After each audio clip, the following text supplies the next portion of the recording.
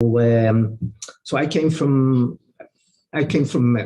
what in Israel is called a secular home. My parents were quite distant from Jewish practice. My background was quite a strong socialist in my mother especially. And in Israel, being secular is a strong identity. There's a division, a very strict division, and seemed quite evident of the difference between religion and secular. However, in Israel, I think it's the notion of religion is understood basically as following Jewish law. That's to be religious. And there's this funny thing that indeed for secular Jews, according to polls, a large percentage of Jews who define themselves as secular say that they believe in God, and they don't see a problem with that.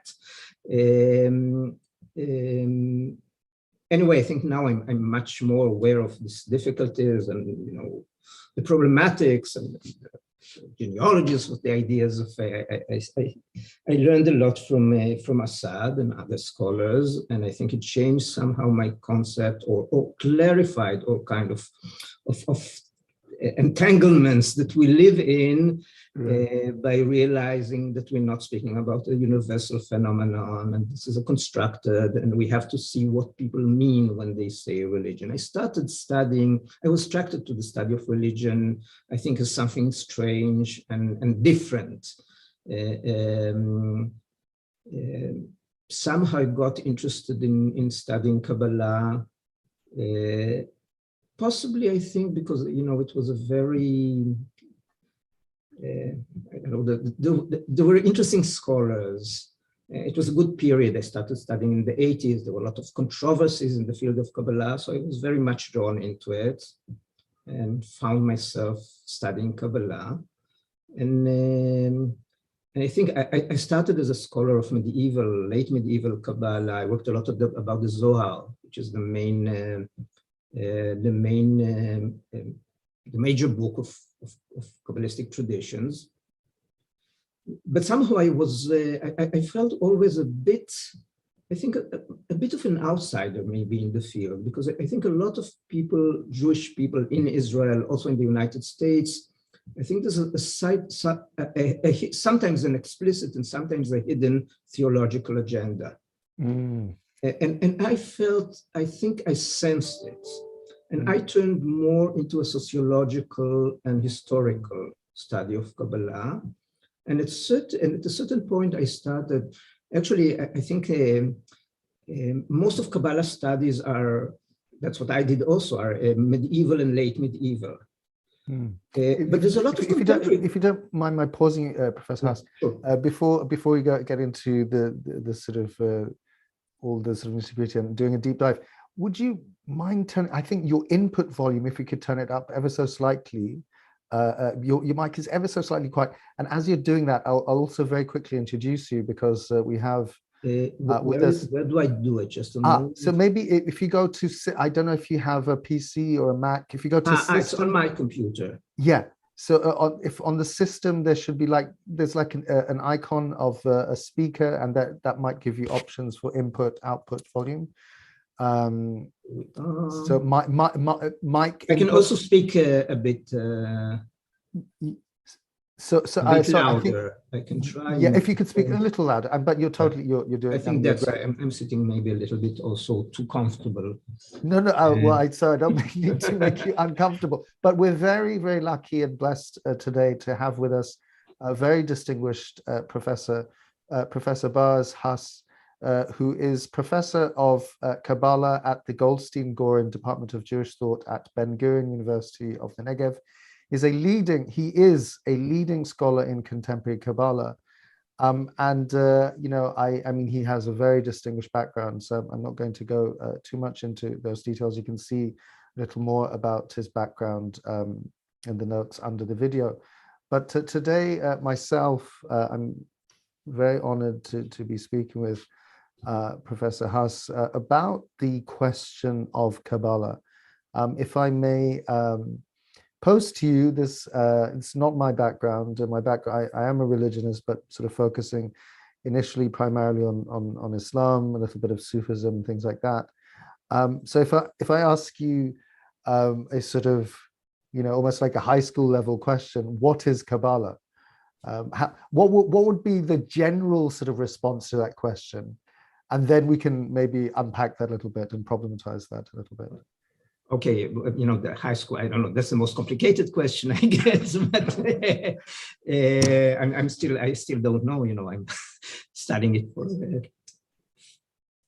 almost 40 years, I think now. What is my answer? What is my take on it, or what would be the general? Perhaps if we could start with a sort of general, very generalized, and then we can get into sort of complicating the discussion. Okay, according to my view, because my view is, I would say, I have my own view, and my colleagues, I think, will have a different. First of all, Kabbalah is a Hebrew word, meaning it's from the root that means to receive.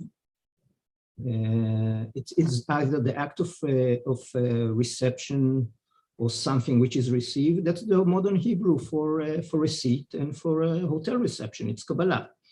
My guests, foreign guests, are always very amused when they see the reception Kabbalah or a receipt. So that's a word, and the word was used from, I would say, Talmudic time period and later early medieval times to denote tradition of something usually more, theoretical, theological traditions. From the 13th century, the term becomes more specifically used as tradition concerning God, especially the structure, the structure of the divine world, which is perceived as consisting, the divine is perceived as being consisted of 10 different powers or emanations called Sephirot. The term is Sephirot. And the interaction between human beings, actually between Jews and this divine system, which means both the notion that the divine system affects human life, human history, nature, of course, and the other side of it is that also human beings affect the divine.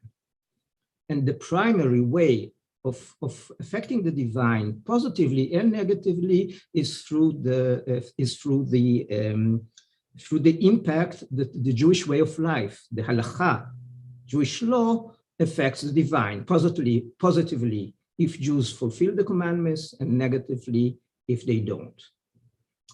The ideas concerning this interaction, the divine structure and the interaction with it, became to be perceived as to be named Kabbalah, although the term was used also for other kind of traditions, which sometimes make it a bit confusing. Through the generations and until today, these ideas developed to different directions, different schools developed, and different emphasis, and sometimes also different ideas that are similar, include in it other interest. Human being, the structure of the human soul is added to this interest, and from there, from the 13th century on, people who engage in the study of Kabbalah and speculations about it, and also some practices, are called Kabbalists, Mekubalim in Hebrew, which simply means people who are engaged in this tradition. So this is, I think, more or less what Kabbalah is. There are thousands of Kabbalistic books and a lot of different Kabbalistic schools. So there's a lot of difference between the different schools. I think for a long period, Kabbalah could be seen as, the theology of official Judaism. In a way, it comes to strengthen the importance that was put on the fulfillment, on following the normative Jewish way of life. So in a way, it was the ideology behind, or theology of normative, let's say, normative Judaism.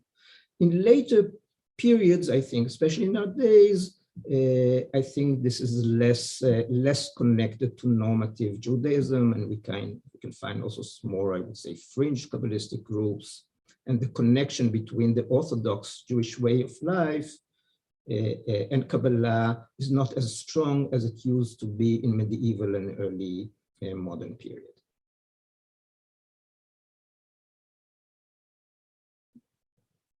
Just unmuting myself there. And of course, there are sort of New Age expressions, interpretations of Kabbalah, and how do some of the sort of New Age, I mean, famously, infamously, Madonna sort of in some ways made Kabbalah famous. I mean, not that Kabbalah wasn't famous before that, but bring it into the public sort of consciousness. Yes, but I find it fascinating that those modern New Age interpretations of Kabbalah, and there are many of them. One of the largest is the school, the Kabbalah Center, where Madonna studied. It's a very interesting school. It stemmed from traditional Kabbalah, Kabbalist, quite an interesting, it's a very interesting story. The Kabbalah Center, the teacher of Madonna was Philip Berg, was actually an Orthodox Jew, an American Orthodox Jew, and he belonged to a school of early 20th century Kabbalist named Ashlag, Yehuda Ashlag, who actually developed a modern form. He was an Orthodox Jew, a rabbi, and he was also a communist. And he developed a kind of modern interpretation of Kabbalah, which integrated socialist communist ideas with Kabbalistic ideas. And this is this is the school that actually Madonna is still part of. Her teacher, Philip Berg, really integrated a lot of American cultural motives, and New Age was open. I think he tried, and I think he succeeded, forming a kind of modern New Agey, maybe I called it in one of my articles. I wrote an article about Madonna's Kabbalah. I call it a postmodern Kabbalah. And I think it's very interesting. There's it's very popular. It used to be, I think, one of the largest contemporary Kabbalistic groups. There's a few others, but I definitely I see it as a natural development. I found it very interesting. Actually, I think that Madonna did quite interesting. Her interpretation. She has one video clip for the video for the movie, a James Bond movie. And it's full of Kabbalistic motives. And I try to make sense of it. As a scholar, actually I came from analyzing medieval texts, and I used the same skills that I learned to analyze the video. And I said, wow, hey, there's something interesting here. That's her take. And this is very relevant. Using contemporary media. I know you're also interested in digital religion. So in her case, it was still a video clip kind of a religious text. So for me, that was interesting. I'm still interested in the developments in that school. But what was interesting from my point of view and my research interest was the reaction that I received from some of my colleagues who said, hey, this is not serious. What you're doing is not serious. The greatest insult of a philologist is that told me that I'm a sociologist and not a philologist and not a scholar of Kabbalah. I said, well, I thought always that sociology was part of what we were studying. But I was very interested why scholars of Kabbalah were supposed to be scholars who study data and try to understand it and interpret and understand it. Why it seemed to them so strange that I was studying Madonna, and why actually nobody before me did not only Madonna, but also the school she belonged to, or any other contemporary forms of Kabbalah.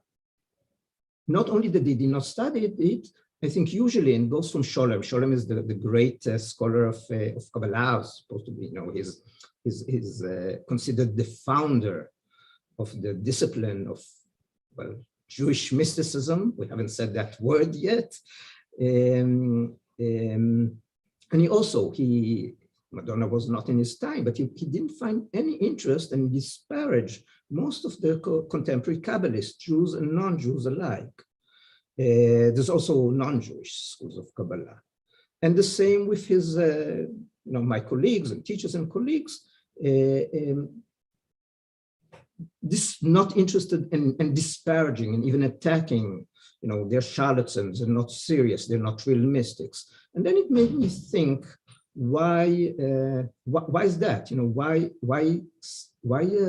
Why scholars of Kabbalah are judging Kabbalah? Why are they censoring? Why are they deciding that something is authentic and something is not authentic? So all those questions, I think, brought me to be more interested in the history of the study of Kabbalah and on the assumptions that really dictate the ways Kabbalah is studied and interpreted. And I think those ways also affect, to a certain degree, the practitioners, contemporary practitioners of Kabbalah. So scholarship here became, I started to realize that scholarship is one of the players, and quite an important player, in the contemporary religious field of Kabbalah practitioners. Well, that's incredible sort of overview you gave there. And I wonder, I was actually just going to very quickly pose the possibility that, do you think part of what's going on when scholars of Kabbalah, as you put it, are pushing against or being very critical of certain manifestations, interpretations of Kabbalah, do you think this happens in Sufism? The so-called orthodox Sufis will be critical of these sort of New Age Sufis and what have you, and the sort of anathematizing that happens. Do you think part of it is, to some degree, speaking from a sociological point of view, just part and parcel in a way of the human condition, that we have to sort of create a sense of the pure community versus those who are outside of that community, which happens in all religious traditions, happens of course at the level of the nation, and maybe on some level, not to say that this is right, but this happens all too often. Maybe this is somehow inescapable, that as human beings navigating this terrain that we call the world and life and communities and on, we're just always, judging one another. And I think this is more specific historical and sociological and political reasons for this appreciation and disappreciation. And you mentioned Sufism, and that's very interesting, because I think there are very interesting similarities between the way Sufism and Kabbalah were studied and are practiced, and the attitudes towards their practices. Actually, I think mysticism is a Christian term, Christian theological term, and if I'm not mistaken, it's Sufism and Kabbalah were the first non-Christian movements that were described as mystical by Christian theologians. Of course. And I think from there is some kind of, I would say, not parallel, similar developments, both in the study and the Western practice, or modern practice of Sufism and Kabbalah. There is an image, there's a strong image about the similarity and the resemblance between Sufism and Kabbalah. Now, and the historical connection. There's a lot has been written about historical connections between Sufism and Kabbalah. Now, there are some resemblance, and I think we can explain them, but most of them are simply because they use shared text, Neoplatonic text. There were also Jewish Sufis, by the way. They weren't Kabbalists. They were Jewish who adopted Sufi ideas. Yes, So there were literary connection, but actually very, very few historical connections between Sufis and Kabbalists, and they were not necessarily positive. The fact that today, I think many Western Sufis are interested in Kabbalah and vice versa, and some of them share. We have, and it's interesting. I think the first Sufi, American Sufis in the early 20th century, students of Iniyat Khan, both of them were Jewish. And one of them was also very much interested in Kabbalah. He saw himself as a Kabbalist and as a Sufi. So we have these connections which were created in the modern world, and of course it's very positive. I don't have anything against them, but I think when look at the people who see this resemblance look back, and I think reconstruct a kind of imagined history and phenomenology of Sufism and Kabbalah, assuming that they resemble. I don't think there are some resemblances. I don't think they resemble very much. They're both very different historical phenomena. But today, because of New Age conceptions and this history of Christian theology, which actually the New Age movement, I think, is a new modern ecumenical development of a liberal, mostly American, Western, mostly American Protestantism. And under this view, I think there is the tendency of putting different traditions, each of them very rich and very interesting and very different, like Sufism and Kabbalah, and Hinduism, and Advaita Vedanta comes into the story, and Buddhism, and looking at them as very, very similar, assuming that they all are expressions of mysticism, of kind of a universal mysticism, which according to my view is a modern, interesting, but very modern, kind of construction or invention. So from the scholarly point of view, I think from practitioners' point of view, that's very nice. And I'm all for interfaith dialogue and interfaith practice. And really, I'm not cynical. I think there's something very positive. But I think when scholars buy this image, accept it uncritically, and then in their historical view, look back at historical phenomena, I think here there's a problem. And one of them, again, is there's something that I started with that. I think that the very few Jewish Sufis, Jewish Kabbalists encountered Sufis, weren't at all happy about it. For them, they were infidels, they were heretics, they were problematics. Yeah, there's only one evidence. Interesting, a 14th century Jewish, actually, I'm not sure if he was exactly a Kabbalist, a Jewish scholar, possibly living in Palestine, and he heard about Sufis. He doesn't mention the word, but it's clear. He describes a dhikr. Says there, they say Allah, Allah, Allah. And he's disparaging. What's the problem? The problem is that they don't have the real Kabbalah. So our assumption that they're so close, and it's for them, when they looked at each other, it was, the few cases, mostly I think they weren't interested. They were quite hostile. So looking for insight on Sufism and Kabbalah, saying, well, this is all the same. It's just different cultural expression of mysticism. I see it as historically problematic, and actually I think quite trivializing, the complexities of, I don't know much about Sufism, but I assume Sufism and Kabbalah. No, this is incredible. You mentioned a lot of fascinating, interesting things, powerful points. I wanted to pick up one of the threads regarding your sort of analysis of the the conditions that have given rise to this modern sort of ecumenical mindset, as it were. And who would you say are some of the figures in more recent decades, of course, in relatively recent history? Famous name that comes to mind, although he wasn't a theologian, but the famous novelist, Aldous Huxley, his book on, the perennial traditions. I mean, books like these they become perennial sort of bestsellers, right?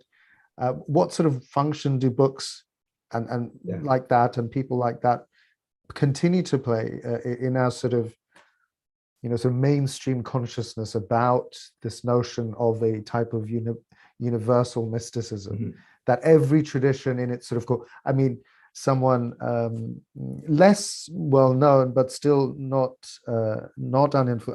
quite influential in his own sort of way, the Swiss German metaphysician Frithjof Schuon, who passed away in 1992, his famous book, The Transcendent Unity of Religions, who argues, every sort of tradition in their outward form are clearly different once one traverses the innermost path and one attains to the same, as it were, ultimate truth. Schuon is very interesting. By the way, Schuon was interested in Sufism. Right. And some of his followers in Lausanne, quite of the most prominent, were Jews. And Leo Shire, at least one of his students, wrote also on Kabbalah.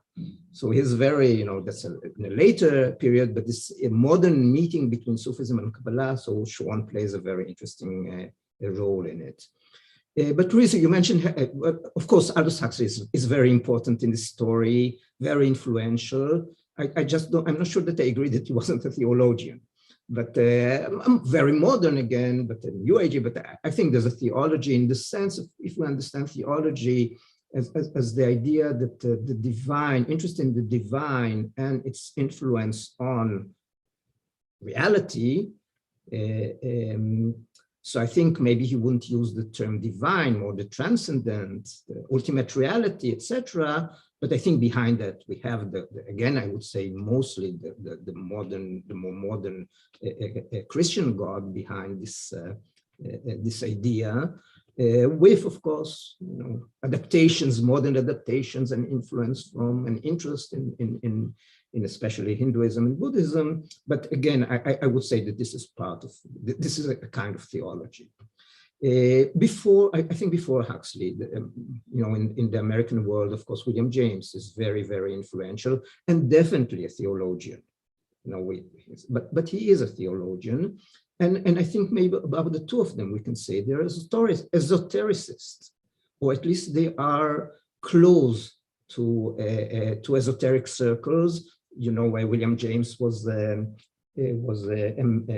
member, I think the president of the American section or whatever of the Society for Psychic Research. They were interested in spiritualism. They were interested in Hinduism, Buddhism, different alternative spiritualities.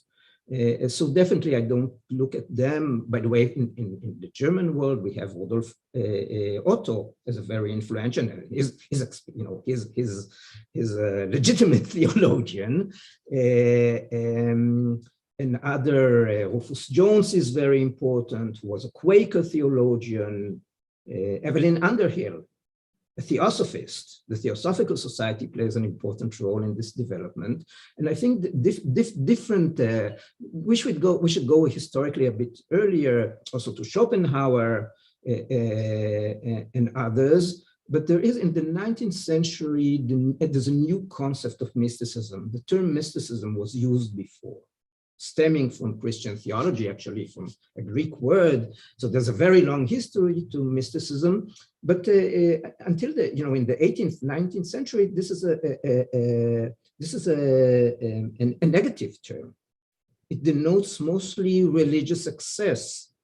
He's kind of a religious hysteria, Schwärmerei, in German. This.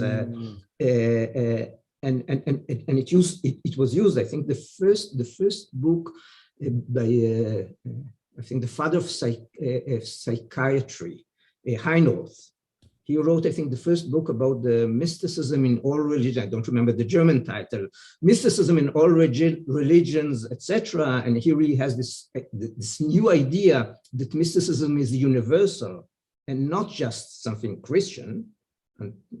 And for him, it's something negative. It's also it's almost some kind of pathologic, I would say, a pathological religiosity. But this changes under the influence of romanticism and neo-romanticism. So who did you say the author was, the mysticism of Heinroth. I think Friedrich Heinroth. But this is changes, as Schopenhauer is very important in others. And mysticism turns out to be, exactly because it was perceived before as the opposite of rational religion, now it is perceived, because it's emotional and unrational, etc., it's perceived to be positive, universal and positive. The encounter, the experience, there's an emphasis on the experience. It is perceived, the experience of the divine, not the idea, but the personal experience, unmediated consciousness and experience of the divine, and it is perceived to be as the core of religion.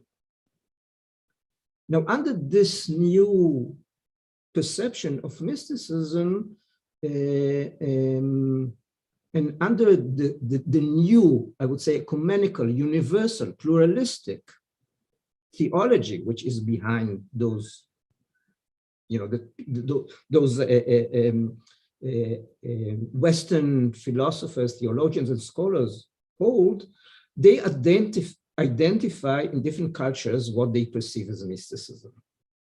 And many times, I think this is things which are closer to their idea of religiosity and positive religiosity and spirituality. For instance, Judaism and Islam, and especially what I believe are the dominant aspects of Islam and Judaism, and that is Sharia and Halakha, are rejected or looked upon negatively. And then there's the search, actually this begins even before, this idea that Sufism is the sort of Christianity, or what is more similar to Christianity in Islam, because I think it's a negative. It's not because Sufism is necessarily so close to, but because the Sharia is not that the Sufis didn't follow the Sharia, but that wasn't the emphasis on love and ecstasy and connection with the divine was strong. Right. And I think here, and then this term is applied to Sufism. The same with Kabbalah. Okay, here there's the search for the more Christian, the more close to Christian ideas. A famous example that comes to mind vis-a-vis the sort of parallels between, supposed parallels between Christianity and Islam is, of course, Nicholson and his, is it Nicholson? His writings on Mansur al-Hallaj. Maybe it wasn't Nicholson. Massignon, sorry, Louis Massignon. Yes. And he was a Catholic himself, and he saw in the great martyr mystic a sort of an Islamic version of Christ. But actually, you can see it already. I think already in the 18th century or early 19th century. One of the first, I think, people who wrote about both on Kabbalah and Sufism was Tholuck, was a German Protestant theologian. Actually, he assumed that Kabbalah was influenced by Sufism. And again, I think for him, I assume that part of this interest at that period was also missionary. We can maybe, through the similarities between Sufism and Kabbalah to Christianity, maybe we can convince or bring Muslims and Jews closer to Christianity, or at least to what for them was nice, proper Christian behavior. In the case of Judaism and Kabbalah, what is interesting, by the way, also in the case of Hinduism and Zen Buddhism, that Jewish scholars adopted this idea and the theology behind it, and became interested in the study of Kabbalah from, I would say, a theological political interest. In the case of Judaism, most of them were Zionists. And this interest of Kabbalah was seen by them as part of their, I would say, nation building endeavor. Well, it's interesting. Where lies the real power of Judaism? This is not in the halakha, it's not keeping the law. Paul and his letter that kills, I think, stands behind both the negative image of Judaism and of Islam as legalistic religions. And here those scholars who are very Western acculturated, of course, they accept this idea, turn to the study of Kabbalah, define Kabbalah and understand and interpret it as mysticism, according to this new image of mysticism. I think very similar happens in the case of Zen Buddhism. And I think it's fascinating to compare D.T. Suzuki, the great Zen, who was also, he was studied in the United States, was close to theosophical circles, definitely adopted this Western Orientalist image of Japan, gave it, I would say, a more positive turn, adopted it, and understood Zen Buddhism as religious experience and mystical, and looked at it as the core of Japanese culture. It wasn't the only one. Something similar, not necessarily. Well, I mean, I'm thinking in particular of the scholar of the Islamic political, which is Roxanne Euban. She makes the point in her book, really sort of remarkable book, which is many years old now, called Enemy in the Mirror. She makes the point that the lens, the way in which Muslims were portrayed historically in the sort of Islamic political sort of sphere, not only, but that's kind of her primary interest in that book at least, becomes the lens through which Muslims then start to see themselves, and they start to interpret their tradition accordingly. And this happens, of course, I think my sense is more unconsciously than not. It's if the West, I mean, the West becomes, and this is an old narrative at this point, of course, in sort of academic circles, but maybe perhaps bears repeating, that the dominant worldview is that of the Western sort of worldview, historically Christian, then subsequently cast as Judeo-Christian, but still heavily Christian in its roots. This worldview seeks to understand the other through its sort of very Christianized lenses. And because it is the dominant force, even till now, although that these things are shifting right as we speak, they're rapidly shifting, then people inevitably, to make sense of themselves, they adopt the narrative of those who are in power over them. And this happens very much unconsciously, I think, which is a fascinating fact of history in itself. I think, well, it happens, I think, a lot in colonized countries where the elite usually received colonial education. In the case of Judaism, I don't know how to, but it's in kind of, you could say, inner colonialism. They were integrated. And of course, all those scholars who perceive of Jewish mysticism, they were also contemporary Kabbalists, Orthodox Kabbalists in East Europe, in North Africa, but they were very far from this constructing of Kabbalah and mysticism. Definitely, they wouldn't agree that there are any similarities between Sufism and Kabbalah or any other form of Islam, which for them was, that was again something that they defined themselves as against. I think it's interesting in India you have the same the conception of Advaita Vedanta as representing kind of universal spirituality and mysticism. I think it's quite interesting because in the case of Sufism, and by the way, in India again, in the context of the national liberation movement.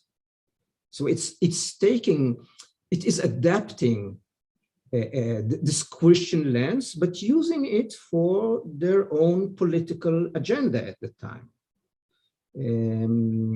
I think sometimes people say, this some kind of, it's specific, this is some kind of problematic. No, it's not problematic. That's what's happened. It's a dominant worldview, and it doesn't mean that those scholars didn't have agency. The word, no, it's not. They had a lot of agency, and I think sometimes it's unconscious, sometimes it's very conscious also. We're taking their conception and we're turning it around.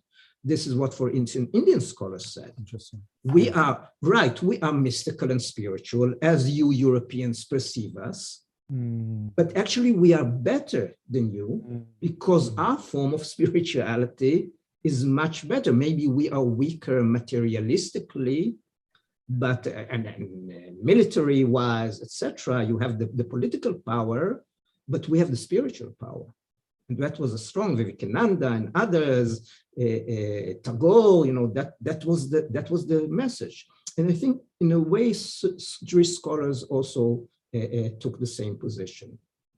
Okay, we are weak as Jews, but we have this spiritual heritage that we are proud of, that kept us alive, that gave strength to the Jewish people, etc. I think it's interesting. I'm very interested in this new kind of comparative mysticism, not comparing, assuming that Sufism, Kabbalah, Advaita, Vedanta are forms of mysticism, and hence let's compare between them and learn something about mysticism, but looking at the study and interpretation of these traditions, very different traditions, and their branding as mysticism, and trying to see what stands behind that. And here I see similarities, and interesting, all of them beginning in Europe in the late 18th, early 19th century. Mostly liberal theologians, who are identifying traditions of the other, or mostly Oriental traditions, as mystical and spiritual. And then scholars from those cultures changing in this, adapting this concept and harnessing it to their national endeavor. I think it happened less in Sufism. I don't know, but I think it happened less. And I think here it's also because of the political situation, because Sufism is trans-Muslim. I don't think there was maybe possible that some countries would adopt it as their national heritage, but it was more difficult. I think for Jews, saying Kabbalah is our heritage, right, and this is part of our national heritage, was easier than maybe for Muslims. And possibly I think also that maybe there's more resistance in the Muslim world to this Christian dominance of conception. Interesting. Because there's more power to Islam, I think, than pardon, what was the last point that you made? There was more power to Islam, interesting, I think, and more resistance. I mean,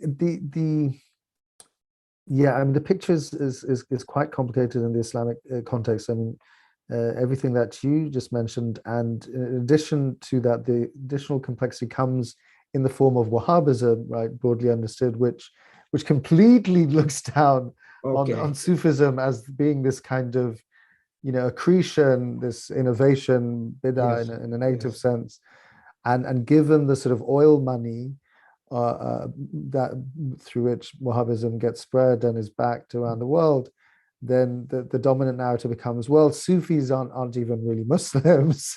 So many Sufis are having to contend with that. At the same time, in recent years, in Morocco, there's definitely a state-sponsored effort to kind of put forward this type of Sufi Islam, like the good Islam, the good Muslims. It's like culturally rich and all the kind of stereotypes, which sometimes there's some truth to the stereotypes, but it can't be seen as being separate from a sort of political agenda, right? Yes.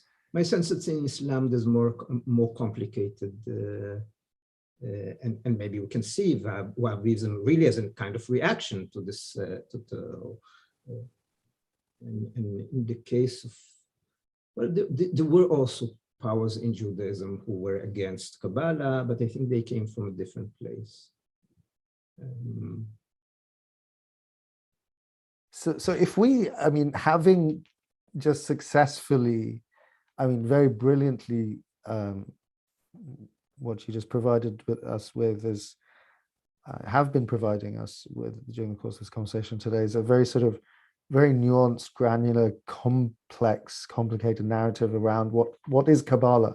I mean, I thought I was posing, I partly, I mean, in the back of my mind, I didn't think I was necessarily posing a high school level question, but regardless, that question seemed to generate, you know, incredible amounts of you know, insights on your part. Could we then, can we address the, in broad-based terms, I mean, I think you've touched upon this already, but in broad-based terms, again, not to get away from the complexity of this phenomenon that is Kabbalah historically and today, but in broad-based terms, if someone were to investigate Kabbalah, right, one could say in very broad-based terms in Sufism, one would experience certain aspects that keep coming up. What are some of these kind of key aspects if one were to talk in those terms? Okay, yeah. We started and then we thought you brought in Madonna and then we. I know, no, but this is perfect. This is the. I started with, I think, really this idea of the divine, the knowledge about the divine as a structure of 10 powers called Sephirot, depicted in various different paradigms. They are represented as the divine, as the characteristics, the traits of the divine. You know, His wisdom, God's wisdom, God's power, God's mercy, etc. Depicted also in representing God's human-like body. They are described many times as you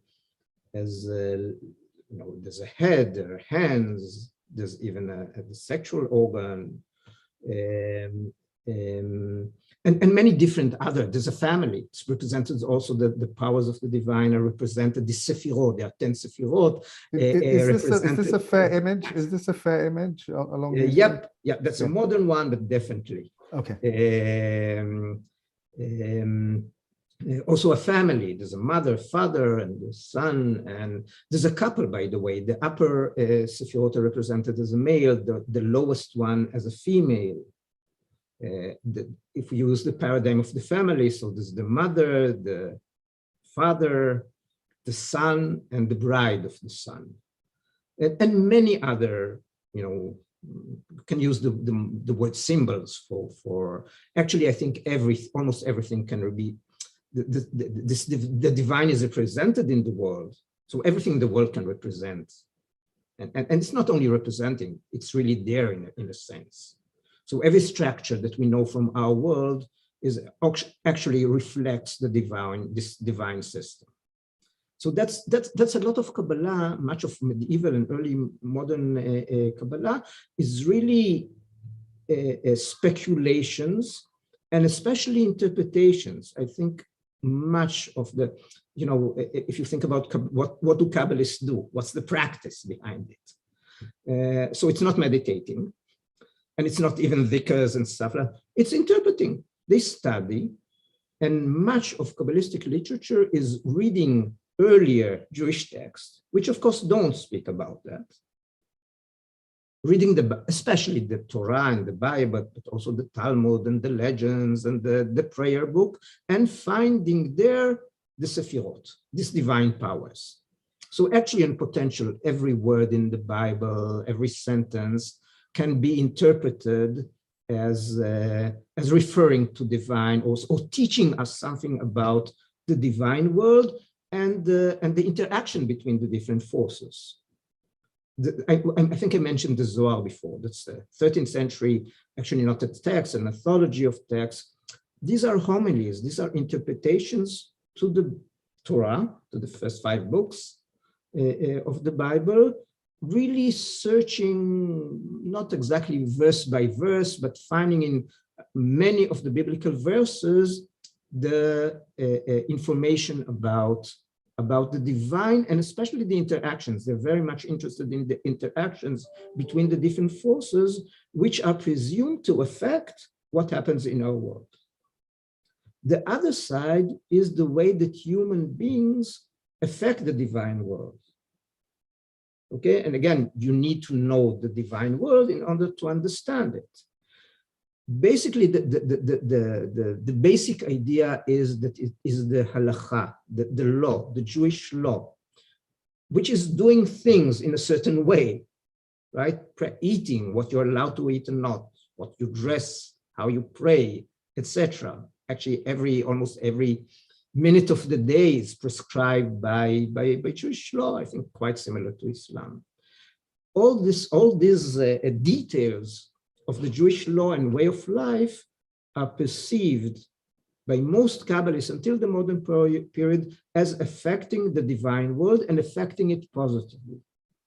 A basic notion, I think, which I sympathize with, is that when the Kabbalists look at the world around them in the 13th century and in the 16th century, I assume also today, they will say that the world is not in a perfect state. And if there's something wrong in the world, something wrong in the system that governs. And this is the system of the Sefirot, of the divine structure. Something is wrong.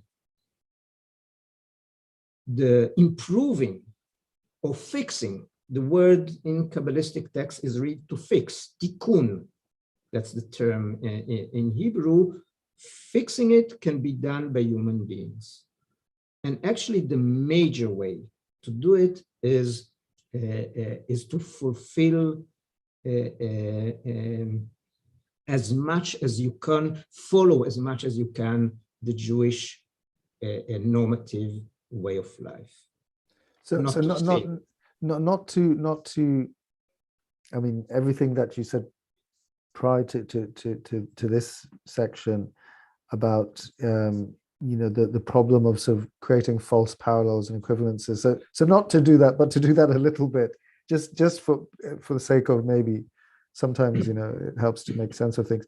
So I know a tiny bit about classical yoga, and there's this notion that that the postures, the asanas, the mantras and things like that, the dietary rules and regulations, all those things play a role, a vital function as far as aligning ourselves with realigning ourselves with the universe, the cosmos, shall we say? And I mean, it's quite different from what you just said. But is it something like? But you're speaking of actual problems in the universe, and the way we fix that, the way Kabbalists fix that, is by strict adherence to the halakha, and yes. So are there any parallels there, or it's again? We're stepping into problematic territory, as you already identified, and I'm already doing that. Again, finding parallels. I think I assume there are parallels, and as I look at things, we're speaking about the culture which is created by human beings, and there are shared. So there's a limit to what human beings can create, and but again, I think I'm less interested from that point of view in the parallels. But what I'm interested, again, when you make the parallels, I think it's good in order to see what's unique. So you were speaking about this alignment, which is true, but at least I don't know about the yoga, but I know about the Kabbalah. This is not a personal alignment, at least not in later forms of Kabbalah. It will become a personal alignment. It's a collective. It's the people of Israel. Now, that's the collective. There's no almost again. There's always some kind of different schools, but usually this is not about the personal experiential encounter with God, which will come later, and which is assumed, sometimes when there is assumption, I think, of modern readers. We hear about Kabbalah and this identification of Kabbalah as mysticism. Okay, so they're looking for this personal experience. No, it's not completely up. we have some schools with more emphasis on it, but I think in most, if we'll speak about the Zohar, the idea is, as a Jew, there is this mission of fixing the world by affecting the divine through our behavior, our proper behavior. So this is much more of a, well, it's not exactly a national, a collective mission of the Jewish people, that we received the tools to do it, and this is the halacha. Only later, from the 80s, mostly in the Hasidic movement, which is a development of Kabbalah, there's more emphasis on the personal. What happens in the person, in his emotions, in his sensations of the divine. Okay, and of course, much later in the 20th century, here we can find, under the impact of New Age movements, we find this new conception of Kabbalah as having to do with one's own personal experience and connection with the divine. To what extent is the very notion of, I mean, we know the history of the individual, I mean, it's kind of modern provenance and things, and you've already sort of alluded to some of these more historically recent developments. So could you say a little bit about we were talking earlier on about the lenses through which we understand the world, the lenses that we adopt consciously and or unconsciously, and then utilize in terms of as far as trying to make sense of, let's say, our historic ancestral traditions and what have you. What about the very lens of the modern subject? Can you say a little bit about what are some of the problems and or facilitations that come with that? There's certain assumptions, right? I know we're both admirers of Dalal Assad's work, and he sort of problematizes the notion of agency, right? There's a lot of talk about agency, and he looks at the sort of the historical provenance of this term, why it came into vogue and things like that. I'm not doing justice to what he argues, but you see what I'm saying. So the modern self, when trying to make sense of Kabbalah in this initial instance, how does that affect our interpretations, or I mean, how, if at all? Well, I assume we cannot completely free ourselves, if we want to free ourselves from our modern perceptions, and I think this is one of the difficulties of a historian, and also I think one of the benefits of history. Many times I tell my students, just this exercise of trying to read the text and then look at what we are putting in it and what it says. And I think it's a nice. I think we all do it immediately. And I sit with myself. You read the text and I ask them what it says. It's quite easy, because also in, I guess, Arabic text, but it's not in Latin, it's in Hebrew, and my students are modern, it's not the same language, but a modern and a contemporary Israeli student can read a 13th century text, not the Zohar, which is written in Aramaic. That's a problem with other Kabbalistic texts. But I give them the text and what is it saying, and then we see all those assumptions that come in, and a lot of them is indeed reading it as speaking. The Kabbalist is speaking; it represents his subjective self. The term experience, which is so strong in our and it always comes, and there's no word for experience. The term that they use in Hebrew is a completely modern Hebrew innovation.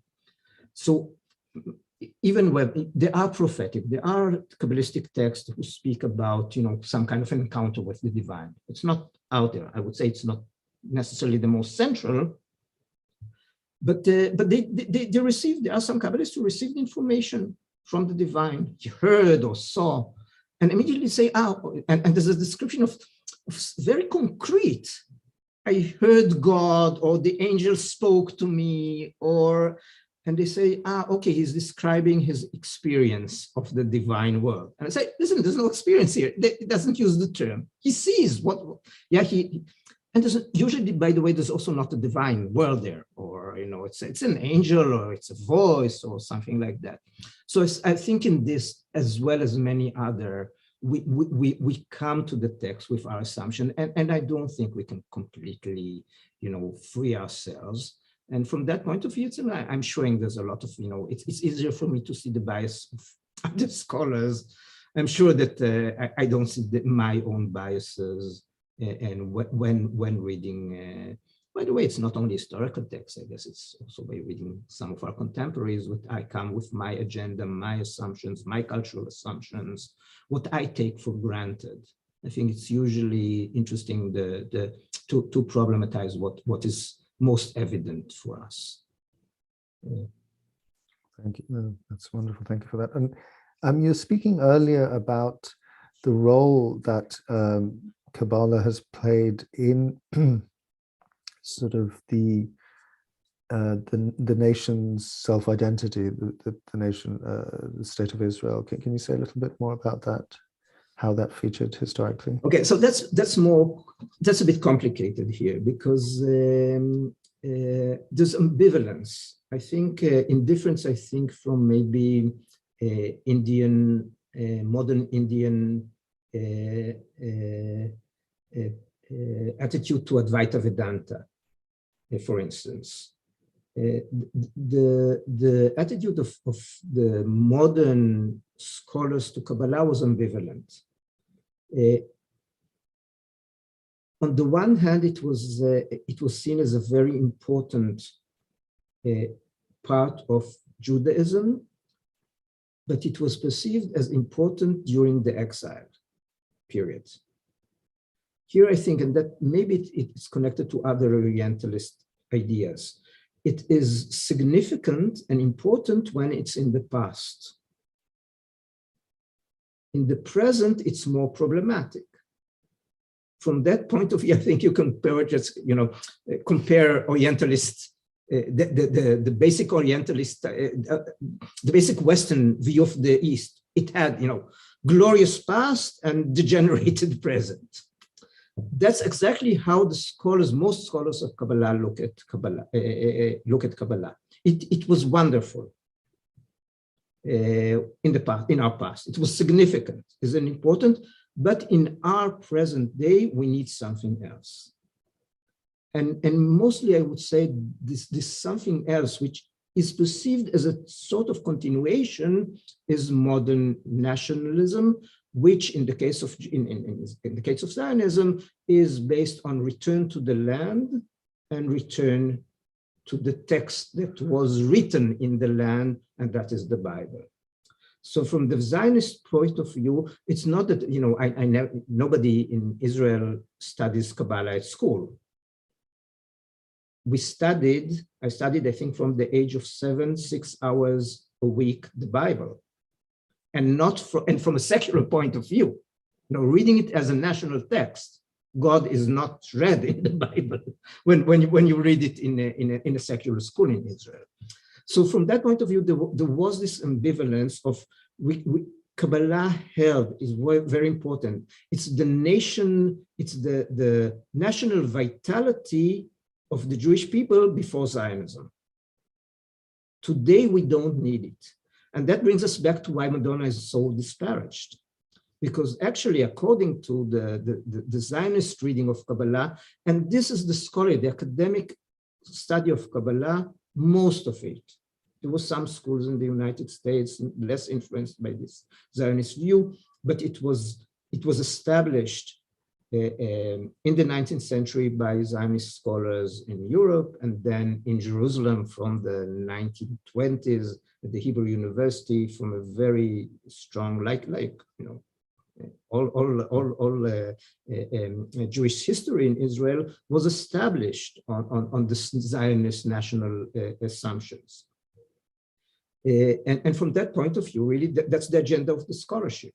So mysticism is important in Jewish history, I think, general in history, but it's not relevant anymore to contemporary human beings. Now, I think it does change now. I think there's a change from the 80s. Around the 80s, there's this change that regards mysticism as being also relevant, can be relevant. And what I think we see now, I can see very strong among scholars, because the early scholars of Kabbalah were very much interested, but they saw their interest in Kabbalah as purely academic. I think there were theological reasons behind it, but it was very important for them to emphasize we're not practitioners, we're not Kabbalists. Sholem, who he brought Kabbalah, was the most important. He dedicated his life to show how important it was, but it was very important for him to state, I am not a Kabbalist, I'm a scholar of Kabbalah. What I see amongst my colleagues, I think more and more scholars who will say, yes, I'm studying Kabbalah as an academic, but I'm also interested, I adopt ideas, I adopt practices from Kabbalah, and there is a change from that point of view, which again, for me as a scholar, I don't belong to those, but I don't have any problem with it. I think it's, everyone, but for me, I think this change is because I'm interested in the history of the construction of Kabbalah and study of Kabbalah, I think this change is very interesting for me. And by the way, and I think it changes also the agenda of scholarship. What you study today is a bit different. What you emphasize in your studies is different than what was emphasized in earlier period scholarship. Of course. And you were mentioning earlier, I'm going to, not do this justice in my paraphrasing, so forgive me, the sort of correcting, as it were, of things through adherence to the halakha and the function that Kabbalah plays in all of this. What I'm trying to, and I did not do that justice at all, but and you can correct me, please. What I wanted to pose is the role of, and you mentioning also in the studies of Kabbalistic texts, or the original texts even, the scholars are seeking God's Sophirat, is that right? Sefirot, the term is Sefirot, powers, God's powers. So is there an element of seeking, for want of a better word, magic, like trying to, maybe this would be a modern term to use, like powers which then translate into magic and which can then be utilized to affect change in the world? Well, what's the history of the relationship between magic? Definitely, that's interesting. Like you, I'm hesitating because of the negative and the whole history of, the people we might call as Jewish, Kabbalistic magicians or dealing, they wouldn't be happy about us using this term, and they say, of course not.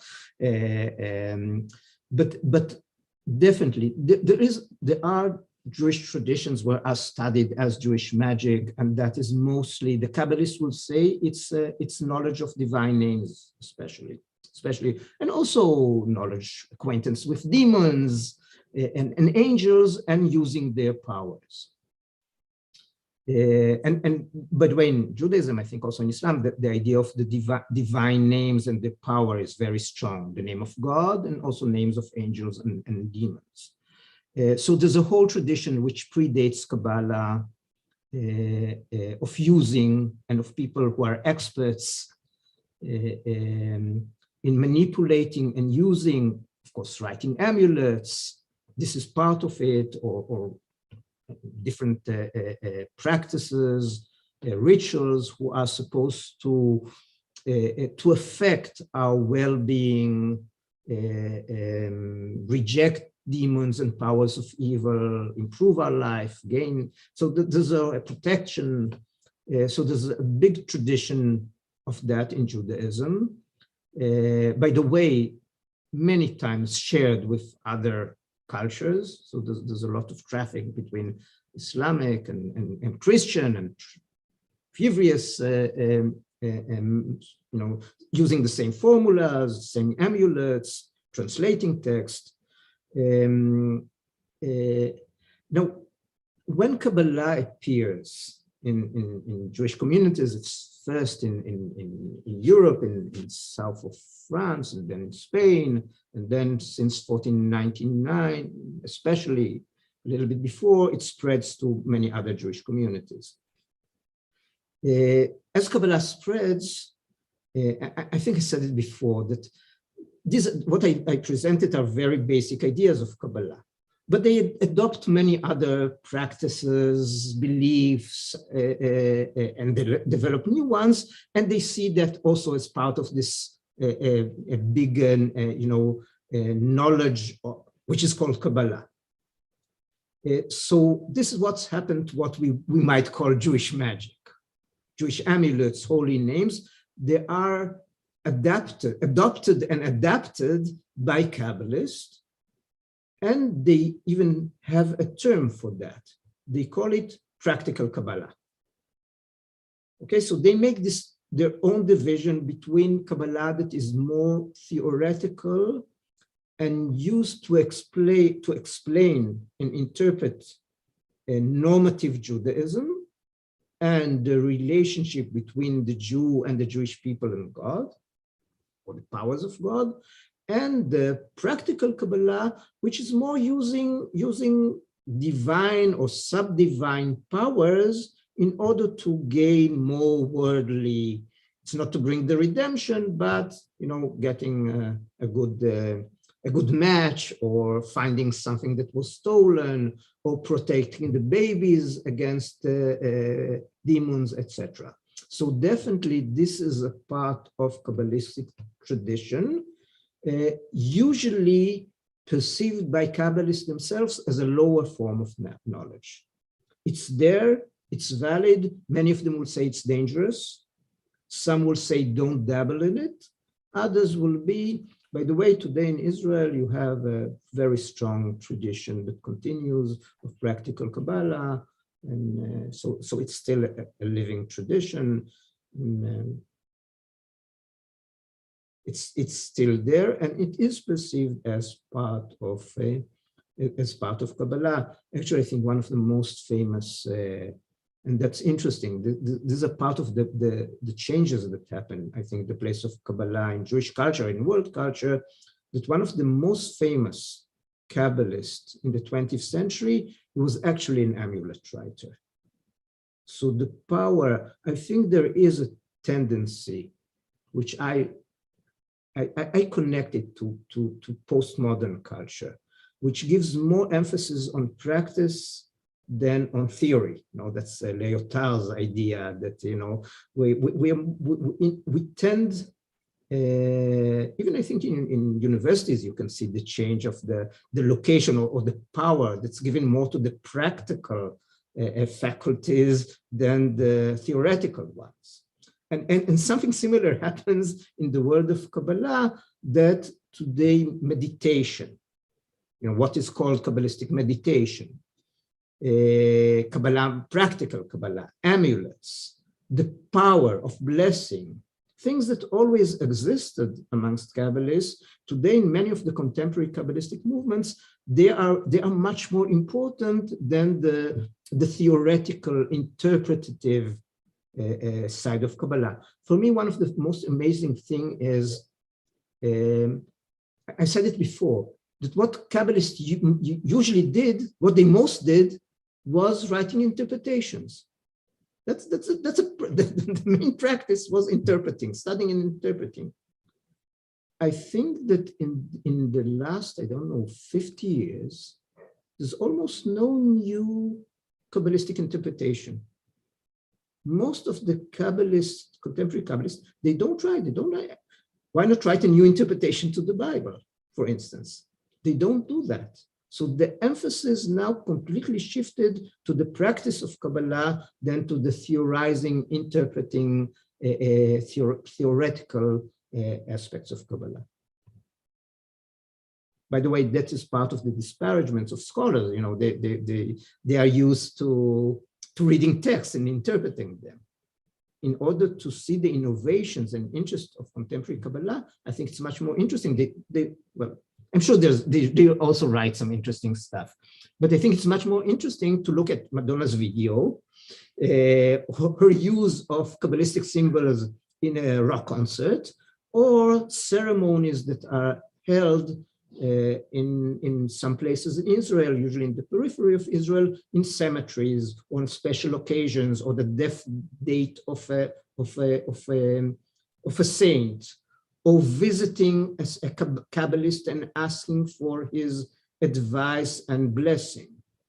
Okay, these are the interesting things that happen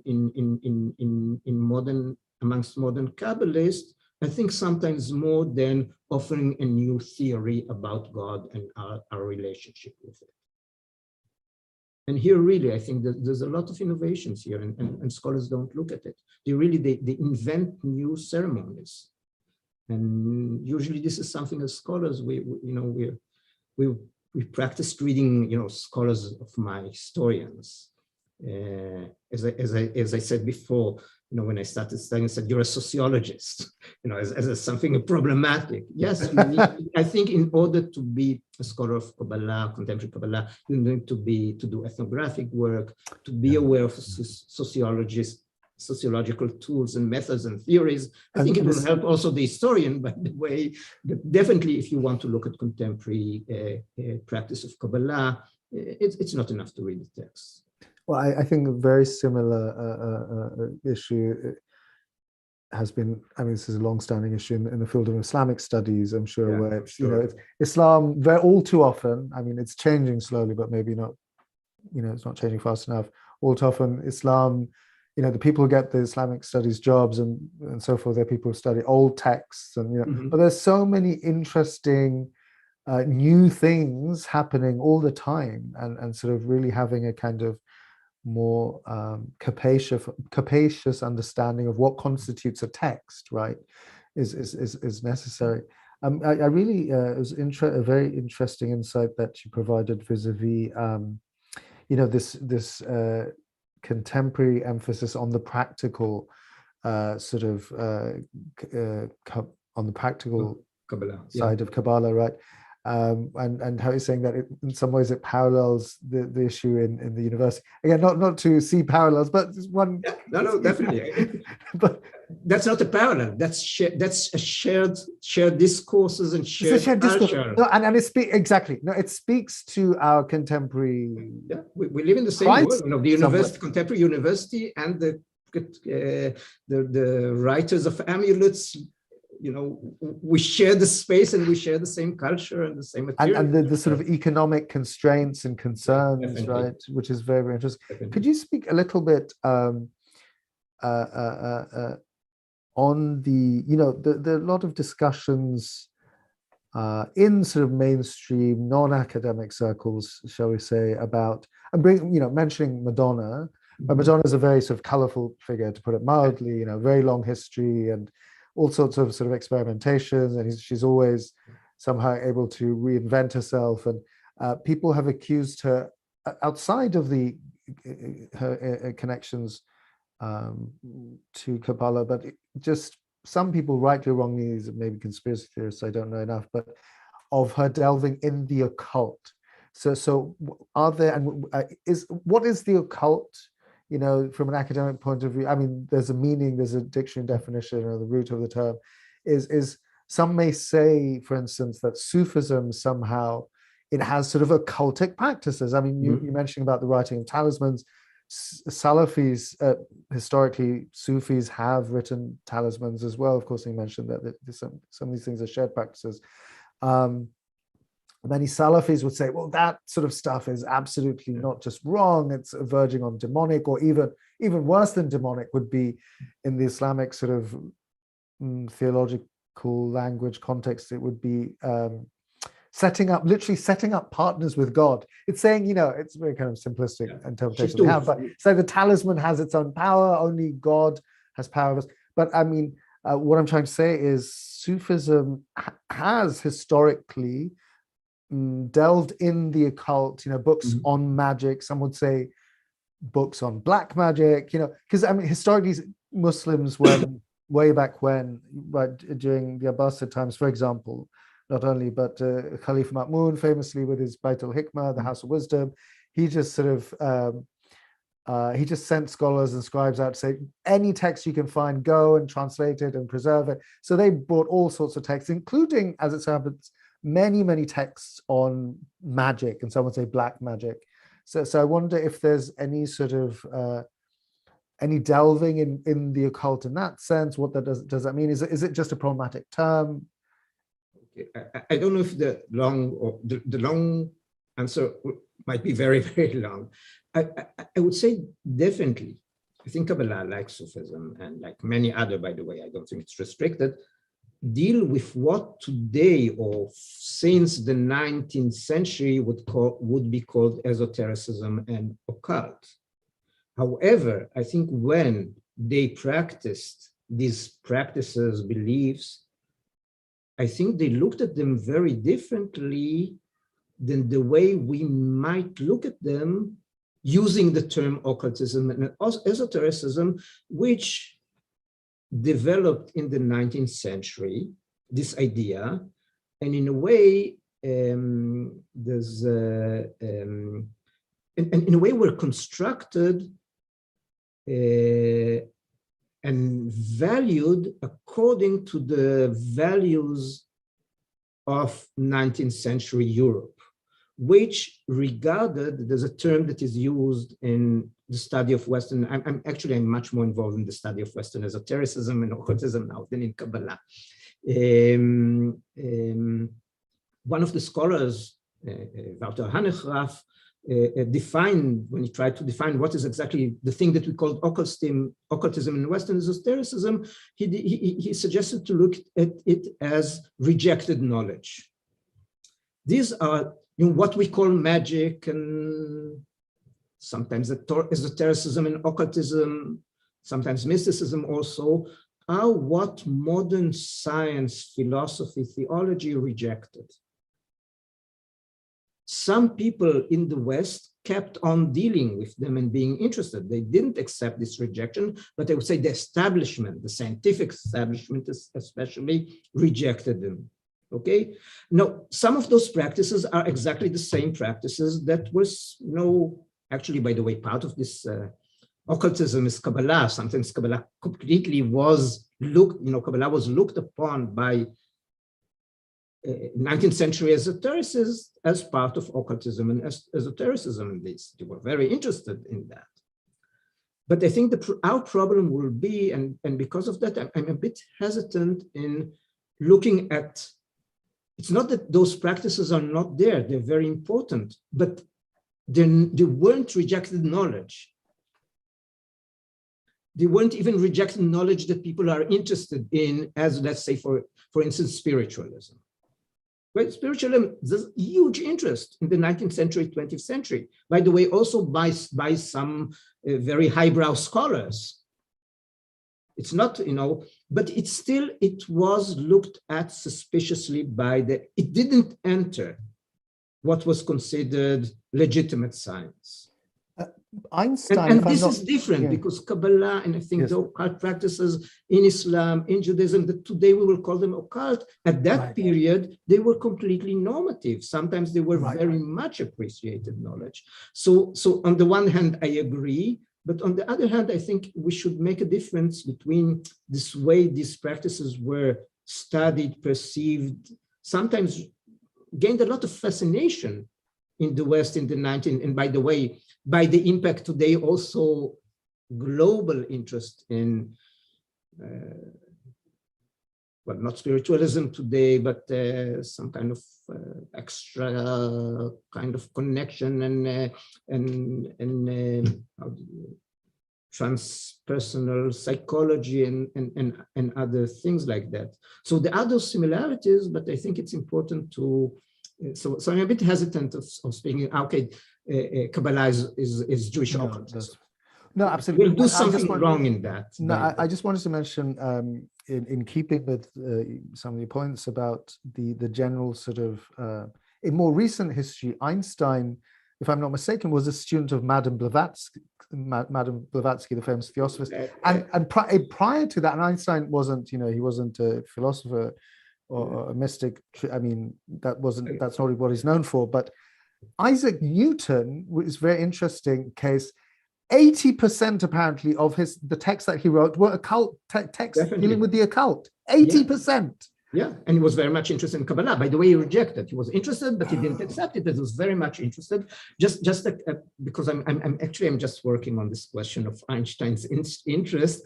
It wasn't Blavatsky. Maybe he read also. Blavatsky was very much in the air, but he attended lectures by Steiner, Rudolf Steiner, and actually he wasn't very much impressed. I think I have a letter that mentioned by a friend of him, remembering what he said, and I think it was quite amused and disparaging to Steiner. But definitely we can find many. By the way, what's his name? Oh, I'm forgetting now. Oh, my memory. But many scientists were definitely interested in theosophy at the time. Spiritualism, as I said before, so that was part, but still I think there's a difference in the modern interest. And again, maybe as a scholar, maybe I'm too pedantic, but for me, I think I'm always interested and fascinated by the differences and not so much by the similarities. And so 16th century Kabbalists believed in reincarnation. Definitely, it was very important for them, and they connected with the spirits of the dead. Also, was very interesting, exactly as we find it in spiritualism.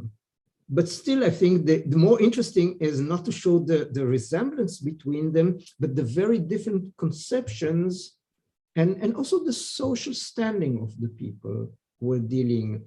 The greatest, one of the people who conversed with the dead in Safed in 16th century, a Kabbalist, and by the way, more known as a person of Halakha, was an expert of Halakha, the greatest, I think, maybe in the Jewish world, Yosef Karo. He also conversed with the dead and had them with angels.